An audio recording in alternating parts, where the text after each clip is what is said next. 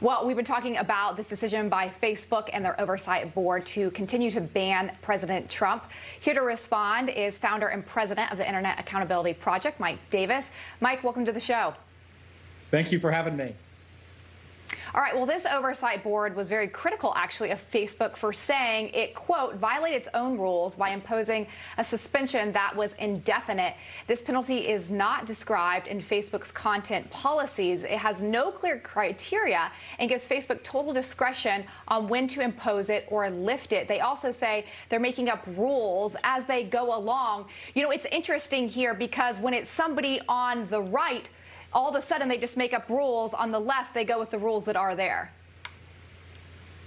Yeah, it's interesting. We have this 20-member board. They're hand-selected by Facebook, and they have no transparency with how they went about coming to their decision. And they ultimately held that Facebook was right to deplatform a sitting president of the United States, but they kicked the can down the road and gave Facebook 6 months to come up with a better justification for deplatforming the president of the United States. So it's mind-boggling. It's not surprising that this 20-member political board did this, but nonetheless, we have a situation where a president of the United States cannot be on Facebook or Instagram. I felt like when I read the explanation that they put out, I was reading like a Supreme Court brief where it was like, we think that there's a problem, but we're really not going to do anything about it, so we're going to send it back to the lower court kind of thing. You know what was interesting, and I just brought this up with the members of Congress, you've got dictators, Nicolas Maduro, you've got the leader of Iran, who have active Facebook pages, and Facebook doesn't seem to have a problem with that. No, and we also have Black Lives Matter that have been organizing on Facebook for their much more deadly and much more costly riots since June. We have Kamala Harris, who was raising money for a Minnesota left-wing group that was bailing out rioters on June 1st. So it's clear partisan hypocrisy on Facebook's part. They're trying to tip the scale in favor of Democrats, and they're being purely political. Now they're trying to have this 20-member board clean up the mess for them, and the board said, we're not going to clean it up for you. We're going to punt it back to you, Facebook, to come up with the justification. Right. Yeah, it seems like they're just trying to kick the can down the road because there is no real answer yet. So they're like, okay, we'll revisit this in 6 months. But I think it goes back to what Sean is bringing up. They don't know what to do with some of these other people, world leaders that are currently on their platform, and how to handle them when they are putting violent information down. They haven't come up with a clear, concise answer because I almost think they don't want to. Well, and just today, Kat Kamak, the congresswoman from Florida, friend of the show, she talked about the fact that Facebook's got active ads and stuff up from smugglers across the border, and yet they're letting that go. I think the problem here, we just need to step back and look at big tech. They are too big, they are too powerful, and they are too big and too powerful because we have given them antitrust amnesty and Section 230 immunity. And if we get rid of those two things, Facebook will not have the power to deplatform the president of the United States. So, you know, Mike, one of the biggest regrets that I think of the last 4 years of the Trump administration is that nothing was done.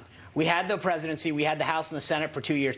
And now, you know, the problem is we always use that as our excuse. We can go after 230. I am a proponent of that. However, now the White House, Democrats in the House and Democrats in the Senate are the beneficiary of these bans. And so why in God's earth would they do anything to turn off basically what's a political in-kind donation to them by these big tech companies? So we're not going to be able to do anything. There doesn't seem to be any recourse because there was no action taken the last 4 years. Congress has talked and talked and talked and done nothing.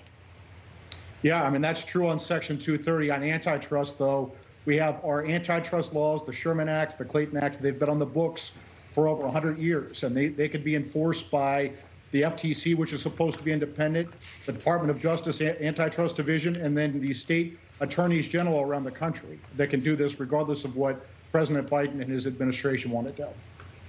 Yeah, but again, I get that. But the DOJ is controlled by Biden. The FTC, all those new appointees in the chair are going to be controlled by Biden. I just don't see them doing anything that is completely and contrary to their self-interest. I just don't see it happening. We missed our opportunity. It's a big regret. But I do want to ask you, I mean, you know, the funny thing is it looks like President Trump is trying to find a way to communicate again. He launched this, from the desk of Donald Trump link off of his website that allows people to sign up for information, and they can tweet the information from them. I think this is a workaround, but at the end of the day, he's still not reaching the big audience that he had. Yeah, remember if you look at these trillion-dollar big tech monopolists, even President Trump, who has 100 million supporters, he's going to have a hard time. And the reason is, if you just look at what happened with Google, Google has Google Search. Microsoft spent $5 billion trying to compete with Google with an app called Bing. Well, no one even knows what Bing is. I mean, it's very, very hard to compete against trillion-dollar big tech monopolists. Well, Mike, thanks for being here. I appreciate you weighing in on this as the situation continues to evolve. The story is not going away. Thank you.